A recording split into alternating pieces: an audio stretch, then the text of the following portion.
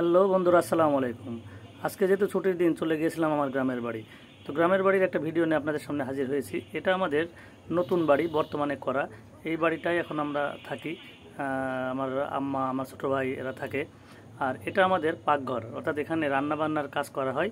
মাটির চুলাতে যে রান্নাটা করা হয় মূলত এখানেই করা হয়। এখান থেকে রান্নাবান্না করে আমরা ঘরে নিয়ে যাই। আর এর পাশেই আমাদের আরেকটা রান্নাঘর আছে বা পাকঘর আছে, যেটা আমার আব্বার হাতের তৈরি। এটা অনেক স্মৃতি বিজড়িত রান্নাঘর। আর এখান থেকে যেটা দেখাচ্ছে এটা অনেক স্মৃতি বিজড়িত। আমাদের মুরগির ঘর, এখানে ছাগল রাখা হয়, খড়ি রাখা হয়।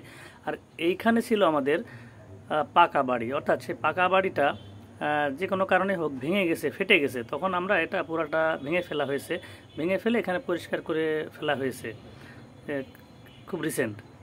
আর বাড়িতে যে আমি তো আমার যে পছন্দের খাবারগুলো আম্মা রান্না করে, এটা মিষ্টি কুমড়া শাক দিয়ে মিষ্টি কুমড়ো বড়ি, সাথে চিংড়ি মাছ।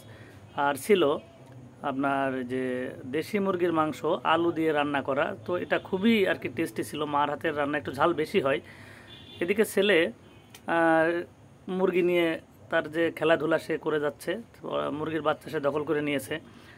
এই ফাঁকে এমন গরম, এত গরম পড়তেছে যে তা বলার মতো না। আমার বন্ধু সে বললো যে শরবত খেতে হবে। তো বাড়িতে গিয়ে লেবু গাছ থেকে লেবু পেড়ে আমরা শরবত খেলাম। তাছাড়া আমাদের বাড়িতে প্রচুর আতা গাছ, সেই আতা গাছ থেকে কিছুটা আতা পাড়া হয়েছে। দেখেন এই যে কোটা দিয়ে আতা পাড়া হচ্ছে, আতাগুলো পেড়ে নিলাম, নিয়ে আমরা আবার এরপরে ফিরতি পথ ধরে বাড়ি চলে আসলাম। তো দেখার জন্য ধন্যবাদ বন্ধুরা।